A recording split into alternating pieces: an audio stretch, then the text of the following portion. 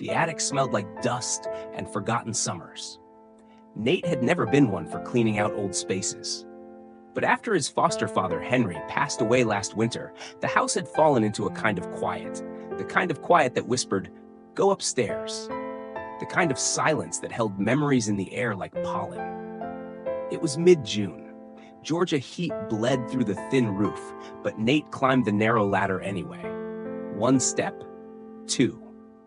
By the fourth step, the wood creaked loud enough to remind him he wasn't 17 anymore. He pushed open the hatch. The attic was the same as he remembered. A low-ceilinged room filled with cobwebs, boxes marked Xmas and old junk, and the tall, crooked lamp Henry used to bring up when the power went out. And in the far corner, covered by a faded quilt, was a box Nate had never seen before. It wasn't labeled. That alone made it suspicious. Henry labeled everything. From Fishing Lures 1996 to Taxes Don't Touch. This box was different. It was wooden, maybe oak, with old-fashioned brass hinges and a lock that had rusted clean through. For a while, Nate just stared at it. Funny how something so quiet could scream. He pulled the quilt off and slowly opened the lid. Inside were letters. Dozens of them. Wrapped with twine, yellowed at the edges. Underneath the stack was an envelope with his name on it. To Nate, for when I'm gone. Nate didn't open it right away. He brought the box down into the kitchen, the same one where Henry used to fry bacon at 6 a.m. on Sundays, the same one where they'd played cards during thunderstorms when Nate was a kid afraid of thunder. The house still smelled like him. Coffee, sawdust, and the faintest trace of Old Spice. Nate sat at the table, turned the envelope in his hands, and finally opened it. Dear Nate, if you're reading this, I guess I'm not around to tell you the truth myself. I always meant to. Every time you came home for Thanksgiving or called to check in, I thought, tell him. But the words always got stuck in my throat. You're not my blood, but you've always been my son. There's a story I need you to know, and it starts long before you ever walk through our front door with that broken suitcase and the bruises you didn't talk about. Read the letters. They'll tell you everything.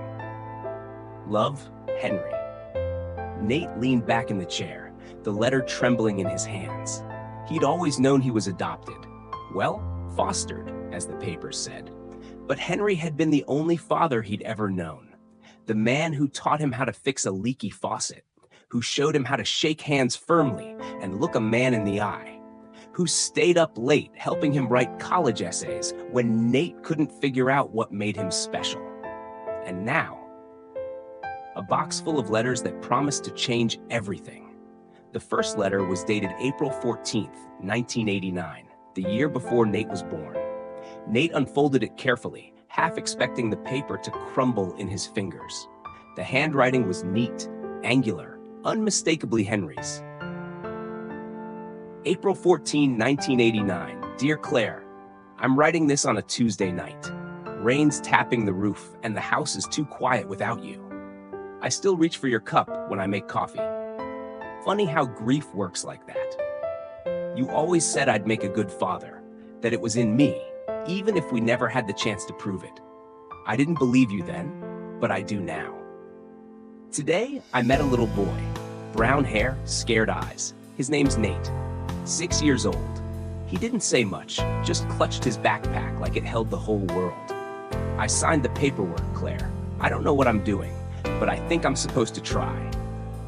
Nate put the letter down, his throat dry. Claire, that was Henry's wife, the one who died young.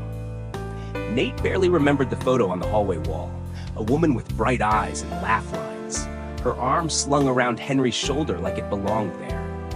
He read the second letter, then the third. And by the fifth letter, tears blurred the ink. They were all written to Claire. Like Henry had continued speaking to her long after she'd gone. He talked about the first time Nate fell off a swing and didn't cry. About how he stayed up all night because Nate had a nightmare and wouldn't sleep alone. About his doubts, how he wondered if he was enough, if a broken man could raise a broken boy. He doesn't talk about his past much, one letter read. "But I can tell he's been hurt. You can see it in the way he flinches when someone raises their voice, or how he always keeps an eye on the door, like he's ready to run. I don't want him to run. I want him to stay." The letters continued through Nate's childhood. They told stories he'd forgotten. The time Henry tried to teach him to fish, and they both ended up in the lake. The afternoon, Nate broke a window playing baseball and thought Henry would kick him out. But Henry just laughed, said, "Let's learn to fix it together." Then there were the quiet letters. "He didn't say it, Claire, but I think today he needed to hear it. So I told him, 'I'm proud of you.' He looked at me like no one had ever said that to him before. I don't care that he's not my blood. He's my son." Nate had to stop halfway through the stack. He walked outside, sat on the front steps of the house he grew up in, and looked out over the yard. The tire swing was still there, swaying gently in the breeze. How many times had he sat there thinking Henry didn't understand him? That Henry was too strict, too quiet, too something? And all this time, Henry had been writing letters full of love Nate never heard, but always felt. He went back inside, back to the box, and there, tucked beneath the final envelope, was something Nate didn't expect. A photo. It was old and faded, a snapshot of Henry sitting on the porch steps, a tiny boy in his lap. Nate recognized the sneakers. They were his first pair, the ones he used to color on with marker. On the back of the photo were just 5 words: "My reason to keep going." Nate didn't sleep that night. He stayed at the kitchen table, rereading Henry's letters until dawn cracked through the blinds. The words felt heavier with every pass, like bricks stacking up inside his chest. "You're not my blood," Henry had written, "but you've always been my son." Still, some part of Nate wanted more answers. More than just quiet affirmations left behind in a wooden box. By mid-morning, he was already in his truck, driving down the old state road toward Ashfield Children's Home, the foster center where he'd first met Henry. It had been almost 3 decades. The building was still there, though the paint was peeling and the playground rusted. A woman at the front desk, kind-eyed and gray-haired, squinted when Nate gave his name. "Oh my lord," she said softly. "You're Henry Walker's boy, aren't you?" Nate smiled faintly. "Yeah, I guess I still am." They led him to the archives, where dust-covered binders sat in silence. She helped him pull his old file, faded paperwork from 1995, a few progress reports, even a photo or two. But it wasn't the forms that caught his attention. It was a letter tucked in the back of the folder, sealed in an envelope, written in handwriting Nate didn't recognize. For Nathan, if he ever comes looking. His hands trembled as he opened it. "Dear Nathan, you don't know me. My name is Laura. I was your biological mother. I was 19 when I had you, scared, alone. Your father had left. My parents didn't want me to keep you, but I held you for one night, just one. And then I let you go, not because I didn't love you, but because I knew I couldn't raise you in the life I had. I prayed every day that you would find a good man, someone better than I could be. And then, one day, I got a letter from Henry Walker.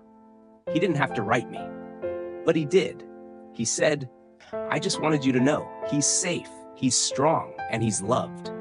I never replied. I didn't want to intrude, but I kept that letter. If you're reading this, I hope you're happy. I hope you forgive me. I hope Henry was everything I couldn't be. With all my love, Laura." Nate stared at the paper for a long time. He wasn't angry. He thought he would be, but he wasn't. It was like a door inside him had finally opened, and instead of pain, there was only space. Room for understanding. Room for Henry. Room for Laura. Room to breathe. Outside, the wind stirred. Nate stood under an old oak tree in the parking lot, one hand in his jacket pocket, the other gripping the letter like it might float away if he let go. He imagined her, young, scared, holding him under hospital lights. He imagined Henry, alone in that house, writing letters to a woman already gone, hoping he could be enough for a boy carrying invisible wounds. They had both given him something. Beginnings. Love in different forms. Silence, but never absence. He owed them both everything. That night, Nate returned home. He climbed back up to the attic, not to find more letters, but to leave one. He sat at Henry's old desk beneath the rafters and began to write. Dear Henry, I read everything, all of it, and now I understand. You didn't have to take me in. You didn't have to stay up when I had nightmares, or show up to every school play, or teach me how to hold a wrench, but you did. I spent years wondering where I came from. Today I found the answer. But more importantly, I found where I belong. You didn't have to love me like a son, but you did. And now I understand why. Because being a father isn't something written in blood. It's something written in choices. And you chose me, every single day. Thank you, Dad. Love, Nate. Summer faded slowly. Weeks passed, but Nate didn't rush to leave. The house was full of echoes. Not haunted, just honest. The creak in the hallway, the scratch of tree branches against the window at night, all reminders of a life once lived fully inside these walls. He fixed what he could, patched the roof, oiled the hinges, cleared out the garden Henry used to tend every Sunday morning. But he didn't touch the attic. Not yet. One Saturday afternoon, standing in the kitchen with a cup of lukewarm coffee, Nate made a decision. He wasn't going to sell the house. It wasn't just about preserving Henry's memory. It was about honoring the legacy. A legacy not built from wealth or success, but from one quiet man choosing to love a scared little boy like his own. Every single day, even when no one else was watching. Nate posted a message online. Something simple, looking to mentor boys in foster care, free weekends, safe place to stay, meals included. Just someone to talk to teach life stuff. How to use a wrench, how to make pancakes, how to be a man who shows up. He didn't expect much, but by the end of the week, 3 names had already come in. The first boy, Jeremiah, was 10. All elbows and big questions. He asked why the moon didn't fall from the sky, and how cars worked, and why grown-ups always seemed tired. The second, Lucas, was older, 15 and already carrying silence like a second skin. It took 3 weekends before he even made eye contact. But one afternoon, as they sat fixing a leaky faucet, Lucas said, "Thanks," and Nate felt like the world cracked open just a little. The third boy, Andre, had Henry's eyes, not literally, of course. But something about the way he watched the world carefully made Nate's throat tighten. He built them a bunk room upstairs, repainted the hallway, repaired the old swing in the yard. He filled the kitchen with cereal and chocolate milk and frozen pizza, and made Saturday mornings a ritual. Pancakes, like Henry used to make, though he still burned the first one every time. One night, Jeremiah found the box. Nate had moved it to the living room shelf. He hadn't meant to hide it, just didn't think the boys would notice. "Can I open it?" Jeremiah asked, fingers already tugging at the latch. Nate hesitated, then nodded. "Sure, but be careful. That box holds stories." Jeremiah didn't understand at first, but he flipped through the letters, squinting at the old handwriting. "Who's Claire?" "She was Henry's wife," Nate said quietly. "She died before I came here." "And Henry? He was my dad," Nate said. "Not by blood, but the kind that matters." Jeremiah looked up. "Like you are to us?" Nate swallowed. "Yeah," he said, "exactly like that." The boys came and went over the years. Some stayed a few weeks, others a few months. But all of them left with something more than they came with. A safe memory, a kind word, a man who showed up. And Nate, he stayed. He grew older, he grew gentler, he laughed more. He kept the attic letters safe, sometimes rereading them on quiet nights when the house was still and the cicadas sang in the trees. He wrote new letters too, to the boys after they left, to himself, to Henry. One night, many years later, Nate wrote a final letter. He placed it in the old wooden box and sealed it with care. To whoever finds this house once belonged to a man named Henry Walker. He wasn't rich, he wasn't famous, but he was the kind of man who changed lives without ever asking for credit. He changed mine. And maybe, just maybe, if you're here, he's changing yours too. This box holds letters, but more than that, it holds the truth. Love doesn't need to be loud to be strong. Family doesn't need to match in blood to be real. And sometimes a man becomes a father simply by choosing to stay. Welcome home. Nate passed away in his sleep one autumn morning, the leaves outside burning gold and red like fire caught in time. At his memorial, dozens of men, young and old, stood quietly in the backyard. Some held children of their own, others wore work boots and tired smiles. But they all had one thing in common. They had once sat at Nate's kitchen table, heard his laugh, felt his hand on their shoulder, and known, without question, that they mattered. The house stayed. The tire swing swayed gently in the breeze. The attic door creaked. And inside the wooden box, now resting in a glass case in the entryway, the letters waited. Still, patient. Ready for the next boy who would one day ask, who was Henry? And someone would answer, he was a father, the kind that never leaves.